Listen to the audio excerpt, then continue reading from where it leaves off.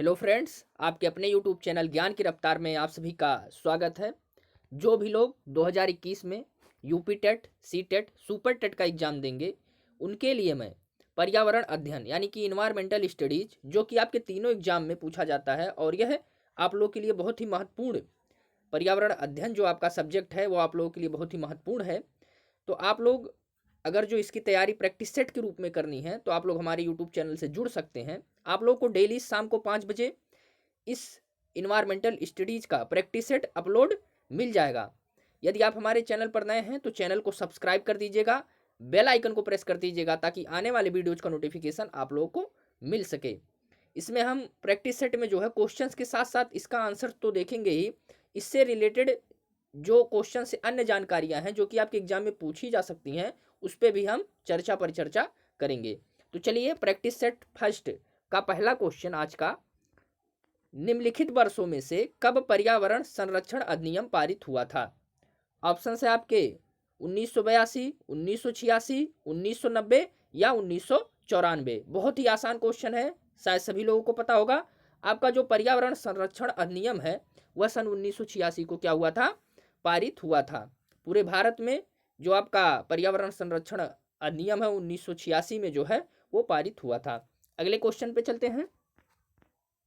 पृथ्वी के चारों ओर गैसों के समूह को क्या कहते हैं? ऑप्शन है आपके भूमंडल, जलकण, वायुमंडल या जलमंडल। तो इसका जो सही आंसर है वह है आपका ऑप्शन नंबर सी, वायुमंडल। अब इससे जुड़ी कुछ बातें आप लोग जान लीजिए। वायुमंडल किसे कहते हैं? जो पृथ्वी के चारों ओर गैसों का समूह होता है उसको क्या कहते हैं? वायुमंडल कहते हैं। अच्छा, इस वायुमंडल में कौन कौन सी गैसें पाई जाती हैं? तो इस वायुमंडल में आपकी जो गैसें पाई जाती हैं, नाइट्रोजन, ऑक्सीजन, कार्बन डाइऑक्साइड और अन्य गैसें भी आपकी इस वायुमंडल में पाई जाती हैं। आपको जानना यह इंपॉर्टेंट है कि जो आपका नाइट्रोजन पाया जाता है वह आखिर कितना परसेंट पाया जाता है। तो आपके वायुमंडल में जो आपकी नाइट्रोजन होती है वह 78.08% पाई जाती है। जो आपकी नाइट्रोजन होती है वह आपकी 78.08% पाई जाती है। आपकी ऑक्सीजन, आपका जो ऑक्सीजन होता है वह आपका 20.95% पाया जाता है। आर्गन की जो मात्रा होती है वायुमंडल में वह जो होती है वह 0.93% होती है। इसके अलावा आपका जो कार्बन डाइऑक्साइड होता है वह आपका 0.038% जो है आपका, ये क्या पाया जाता है आपका? ये आपका कार्बन डाइऑक्साइड पाया जाता है। ध्यान दीजिएगा इस बात को कि पहले जो नाइट्रोजन था वह आपका 78% पाया जाता था, लेकिन अब आपकी जो नाइट्रोजन की मात्रा है वायुमंडल में वह जो है 78.08% हो गई है, यानी कि 0.08% की क्या हुई है? वृद्धि हो गई है। यह परसेंटेज कभी कभी आपके एग्जाम में पूछ लिया जाता है, तो इसको आप लोग याद रख लीजिएगा। चलिए अगले क्वेश्चन पे चलते हैं हम। वायु एक ऑप्शन है आपके यौगिक है, मिश्रण है, तत्व है या विद्युत अपघट्य है। ध्यान से समझिएगा इस क्वेश्चन को। इसका वैसे जो सही आंसर है वह है क्या है? मिश्रण है। वायु क्या है? एक मिश्रण है। आखिर अच्छा मिश्रण कहते किसे हैं? तो मिश्रण एक ऐसा पदार्थ होता है जिसमें दो या अधिक तत्व या यौगिक किसी भी अनुपात में साधारण रूप से क्या होते हैं? मिले होते हैं। तो वायु में क्या होती हैं? विभिन्न गैसें होती हैं। तो वायु किसका मिश्रण है? विभिन्न गैसों का मिश्रण है। कौन कौन सी विभिन्न गैसों का मिश्रण है? अभी मैंने आपको बताया था ऊपर वाले क्वेश्चन में कि आपके वायुमंडल में कौन कौन सी गैसें पाई जाती हैं? Nitrogen, oxygen, argon, carbon dioxide, neon, helium, methane, ये सारी गैसें जो होती हैं ये आपके वायुमंडल में पाई जाती हैं। सबसे अधिक मात्रा में कौन सी गैस पाई जाती है आपके वायुमंडल में? तो सबसे अधिक मात्रा में आपके वायुमंडल में कौन सी गैस पाई जाती है? नाइट्रोजन। इसको आप लोग याद कर लीजिएगा। कितना परसेंट पाया जाता है? 78.08%। याद भी हो गया होगा आप लोगों को। वैसे अप्रॉक्सीमेट 78% आपके ऑप्शंस में दे देते हैं जब ऐसा क्वेश्चन पूछता है कि कितना परसेंट नाइट्रोजन पाया जाता है वायुमंडल में, तो 78% दे देते हैं ऑप्शन में, लेकिन एग्जैक्टली जो पाया जाता है वो 78.08% आपके जो है वायुमंडल में नाइट्रोजन पाया जाता है। चलिए अगला क्वेश्चन जो है आपका, शुष्क हवा में नाइट्रोजन की मात्रा होती है, जैसे कि ऊपर वाले क्वेश्चन में मैंने चर्चा कर ही लिया है। ऑप्शन है आपके 21%, 27%, 50% या 78%। तो ध्यान से समझिएगा इस बात को। ऊपर वाले क्वेश्चन में मैंने चर्चा कर ही लिया है कि वायुमंडल में, आपके वायुमंडल में कितना परसेंट नाइट्रोजन पाया जाता है, तो 78.08%। लेकिन यहाँ क्या ऑप्शन में दिया हुआ है 78%।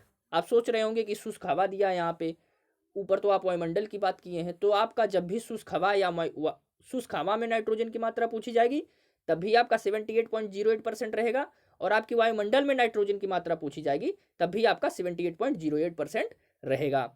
चलिए अगले क्वेश्चन पे चलते हैं। निम्नलिखित नोबल गैसों में से कौन सी वायु में नहीं पाई जाती है? ये सारे नोबल गैस आपके दिए हुए हैं, इसमें से आपको ऐसी गैस बतानी है जो आपकी वायुमंडल में नहीं पाई जाती, यानी आपके वायु में नहीं पाई जाती। ऑप्शंस आपके दिए हुए हैं हीलियम, आर्गन, रेडान, नियान। तो बताइए इसका सही आंसर क्या होगा? तो इसका जो सही आंसर होगा वो होगा आपका रेडान। बहुत ही very very most important question है जो मैं करवा रहा हूँ, ये सारे क्वेश्चन बहुत ही मोस्ट इंपॉर्टेंट हैं, तो इनको आप लोग याद कर लीजिएगा और समझ लीजिएगा अच्छी तरीके से। चलिए अगले क्वेश्चन पे चलते हैं। आपका अगला क्वेश्चन, यदि पृथ्वी पर पाए जाने वाली वनस्पतियां, पेड़ पौधे समाप्त हो जाएं तो किस गैस की कमी होगी? ऑप्शन है आपके कार्बन डाइऑक्साइड, जलवाष्प, नाइट्रोजन या ऑक्सीजन। किस गैस की कमी होगी? आपको पता ही है कि पेड़ पौधे क्या देते हैं? ऑक्सीजन देते हैं। कैसे देते हैं? ध्यान से समझिए। पेड़ पौधों से हमें ऑक्सीजन कैसे प्राप्त होता है? पेड़ पौधे क्या करते हैं? वायुमंडल से कार्बन डाइऑक्साइड, पेड़ पौधे आखिर क्या करते हैं? वायुमंडल से कार्बन डाइऑक्साइड लेते हैं, जड़ के माध्यम से जल वगैरह अवशोषित करते हैं, खनिज लवण जल ये सारी चीज़ें अवशोषित करते हैं, और प्रकाश संश्लेषण, जब इसमें प्रकाश संश्लेषण होता है तो ये क्या बनाते हैं? आपका ऑक्सीजन बनाते हैं, और प्लस क्या बनाते हैं? ये ग्लूकोज बनाते हैं, C6H12O6 क्या बनाते हैं? ऑक्सीजन बनाते हैं, और आपका क्या बनाते हैं? ग्लूकोज बनाते हैं। लेकिन ग्लूकोज तो गैस है नहीं। आपसे पूछा क्या है कि किस गैस की कमी होगी? तो जब पेड़ पौधे नहीं रहेंगे तो वायुमंडल से कार्बन डाइऑक्साइड कौन लेगा, जड़ के माध्यम से जल कौन लेगा, और इन दोनों के मिश्रण से ऑक्सीजन गैस कौन बनाएगा? तो किसकी कमी होगी? ऑक्सीजन गैस की कमी होगी। हालांकि ग्लूकोज की भी कमी होगी, लेकिन ग्लूकोज तो गैस है नहीं, ग्लूकोज आपका गैस है नहीं, तो किसकी कमी होगी? ऑक्सीजन की कमी होगी, ऑक्सीजन गैस की कमी होगी। तो इसका जो सही आंसर होगा आपका वह होगा आपका ऑप्शन नंबर डी। देख लीजिए, इसका जो सही आंसर होगा आपका वह होगा आपका ऑप्शन नंबर डी, ऑक्सीजन। चलिए अगले क्वेश्चन पे चलते हैं। निम्नलिखित में से कौन सा कार्य पेड़ पौधों का नहीं है? ऑप्शन है आपके कार्बन डाइऑक्साइड का अवशोषण, सौर का अवशोषण, वायु का प्रदूषण या ऑक्सीजन की विमुक्ति। तो इसका जो सही आंसर है आपका वह है आपका ऑप्शन नंबर सी, वायु का प्रदूषण जो है वह पेड़ पौधे नहीं करते हैं। पेड़ पौधे जबकि वायु के प्रदूषण को कम करते हैं, ना कि ज़्यादा करते हैं, यानी वायु का प्रदूषण पेड़ पौधे नहीं करते हैं। कार्बन डाइऑक्साइड का अवशोषण करते ही हैं, आप लोगों को पता ही है। सौर का अवशोषण कैसे करते हैं? आप लोग सोच रहे होंगे कि सौर का अवशोषण आखिर कैसे करते हैं? तो जो पेड़ पौधे होते हैं ये सौर को भी क्या करते हैं? ऑब्जर्व करते हैं। इसी वजह से आपकी जो बड़ी बड़ी इंडस्ट्रीज होती हैं उसके आगे जो होती हैं वो पेड़ पौधे लगाए जाते हैं। ये क्यारियाँ बनाई जाती हैं पेड़ पौधों की, और उसमें पेड़ पौधे लगाए जाते हैं ताकि ये क्या करें? ये उस जो ध्वनि प्रदूषण हो रहे हैं, जो शोर हो रहा है, उसको क्या करें? ऑब्जर्व कर लें, यानी कि अवशोषित कर लें। अच्छा, जब पेड़ पौधे इंडस्ट्रीज के आगे लगाए जाते हैं किसको अवशोषण करने के लिए? शोर का अवशोषण करने के लिए, तो उसको क्या बोलते हैं? तो उसको ग्रीन मफलर बोलते हैं। ध्यान से समझिएगा, उस प्रक्रिया को ग्रीन मफलर बोलते हैं। ऑक्सीजन की विमुक्ति तो होती ही है, ऑक्सीजन निकलता है, जैसा कि मैंने ऊपर वाले क्वेश्चन में आप लोगों को बता दिया है। चलिए अगले क्वेश्चन पे चलते हैं। राष्ट्रीय पर्यावरण अभियांत्रिकी शोध संस्थान यानी कि नीरी, यानी EERI, इसको आप नीरी भी पढ़ सकते हैं, अव्यवस्थित है यानी स्थित है। कहाँ पे स्थित है? ऑप्शन आपके दिए हुए हैं बेंगलोर में, नागपुर में, हैदराबाद में या नई दिल्ली में। तो इसका जो सही आंसर है आपका वह है आपका नागपुर में। आपका जो राष्ट्रीय पर्यावरण अभियांत्रिकी शोध संस्थान है जो कि आपका नीरी, जिसको आप क्या पढ़ेंगे? नीरी। अच्छा, नीरी की इसकी फुल फॉर्म क्या होगी? तो एक बार आप लोग सुन लीजिए। नीरी की जो आपकी फुल फॉर्म होगी वो होगी national environmental engineering research institute. एक बार फिर से बता दे रहा हूँ। एन से क्या है आपका? नेशनल, ई से क्या है आपका? इन्वायरमेंटल, फिर अगले वाले ई से क्या है? इंजीनियरिंग, उसके बाद रिसर्च इंस्टीट्यूट, हिंदी में कहें तो राष्ट्रीय पर्यावरण अभियांत्रिकी शोध संस्थान। कहाँ पे है आपका? नागपुर में स्थित है। अच्छा, ये नागपुर कहाँ कहाँ पे है? तो ये क्या है? महाराष्ट्र राज्य का एक शहर है। क्या? नागपुर। उम्मीद है कि ये क्वेश्चन समझ में आ गया होगा। चलिए अगले क्वेश्चन पे चलते हैं। राष्ट्रीय पर्यावरण अभियांत्रिकी शोध संस्थान नीरी कब स्थापित किया गया? ऊपर वाले क्वेश्चन से और इस क्वेश्चन में अंतर है। ऊपर वाला जो क्वेश्चन था और नीचे वाला जो ये क्वेश्चन मैं लेके आया हूँ, इसमें क्या थोड़ा सा डिफरेंस है। क्या डिफरेंस है?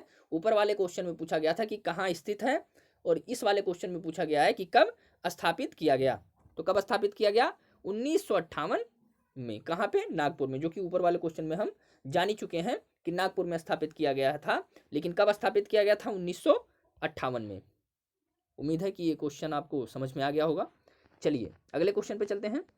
NEA से आशय है, ऑप्शन है आपका national inquiry act, national environment authority, national examination agency, या नेशनल इवेंट एसोसिएशन। तो बताइए इसका क्या सही आंसर होगा? इसका जो सही आंसर होगा वह होगा आपका नेशनल इन्वायरमेंट अथॉरिटी, यानी कि ऑप्शन नंबर बी। दोस्तों आपका जो NEA है, इसका जो आशय है वह है नेशनल इन्वायरमेंट अथॉरिटी से। अच्छा, इसका गठन क्यों किया गया था? इसका गठन इस वजह से किया गया था कि जो आपके कुछ ऐसे मामले होते हैं जो कि पर्यावरण के खिलाफ होते हैं, तो इनकी मंजूरी जो होती है वो इस एक्ट के तहत, मतलब इस जो नेशनल इन्वायरमेंट अथॉरिटी है, इस अथॉरिटी के तहत मिलेगी आप लोगों को। अच्छा, ये बताइए कि जैसे राष्ट्रीय पर्यावरण, जैसे आपका राष्ट्रीय पर्यावरण जो संरक्षण अधिनियम आया था वो कब आया था? 1986 में आया था। तो उसकी जो अपीलों की सुनवाई की जाएगी वह भी इसी के अंतर्गत आती थी। किसके अंतर्गत आती थी? जो आपका ये आपका 1997 में नेशनल इन्वायरमेंट अथॉरिटी जो आपकी बनाई गई थी, अधिनियम कौन सा था? 1997। ये भी ध्यान रखिए आपका, किस अधिनियम के अंतर्गत आपकी जो थी ये नेशनल इन्वायरमेंट अथॉरिटी बनाई गई थी? तो 1997 यानी 1997 के अधिनियम के अंतर्गत इसको बनाया गया था। और इसको क्यों बनाया गया था? तो जो आपके प्रतिबंधित क्षेत्र हैं उसमें जो आपका पर्यावरण से रिलेटेड चीज़ें होती हैं, जैसे आपको इंडस्ट्री वगैरह लगानी है, तो आपको एक जो हम मंजूरी लेनी पड़ेगी। तो किससे मंजूरी लेंगे आप लोग? तो यही जो आपकी NEA बनाई गई थी, इसी से आप लोगों को मंजूरी लेनी पड़ेगी यदि आप किसी इंडस्ट्री वगैरह को खोलने जा रहे हैं। तो इसी के लिए आपका जो है NEA आपका नेशनल इन्वायरमेंट अथॉरिटी, जो कि इसकी फुल फॉर्म है, इसको लाया गया था। और किस अधिनियम के तहत लाया गया था? तो 1997 के अधिनियम के तहत इसको लाया गया था। एक चीज़ और याद रखिए कि यह किसके मंत्रालय के अंतर्गत आता है? तो यह जो है आपका वन व पर्यावरण मंत्रालय के अंतर्गत जो है इसकी स्थापना की गई थी। लास्ट में आप लोगों का क्वेश्चन ऑफ द डे है, आप लोगों को इसका आंसर बताना है कमेंट बॉक्स में। आपका जो क्वेश्चन ऑफ द डे है वह है, विश्व मौसम विज्ञान संगठन का मुख्यालय अवस्थित है, यानी स्थित है, कहाँ पे स्थित है आप लोग को बताना है। ऑप्शन है आपके जिनेवा में, रोम में, सिडनी में, या टोक्यो में। तो इसका जो आंसर है आप लोगों को कमेंट बॉक्स में आप लोगों को लिख के देना है कि आपका जो राष्ट्रीय मौसम विज्ञान संगठन है इसका मुख्यालय कहाँ स्थित है। दोस्तों आप लोगों को डेली शाम को 5 बजे जो है हमारे यूट्यूब चैनल पे इस इन्वायरमेंटल स्टडीज यानी कि पर्यावरण अध्ययन का प्रैक्टिस सेट मिल जाएगा। जो भी लोग UP TET, C TET, super TET 2021 की तैयारी कर रहे हैं वो लोग हमारे चैनल से जुड़ सकते हैं, और इस प्रैक्टिस सेट को आप लोग हमारे यूट्यूब चैनल के माध्यम से कर सकते हैं। यदि आप हमारे चैनल पर नए हैं तो चैनल को सब्सक्राइब कर दीजिएगा और बेल आइकन को प्रेस कर दीजिएगा, ताकि आने वाले वीडियोज़ का नोटिफिकेशन आप लोगों को मिल सके। वीडियो को ज़्यादा से ज़्यादा शेयर कर दीजिएगा ताकि अधिक से अधिक लोगों तक यह वीडियो पहुँच सके। चलिए मिलते हैं अगले वीडियोज़ में, तब तक के लिए धन्यवाद।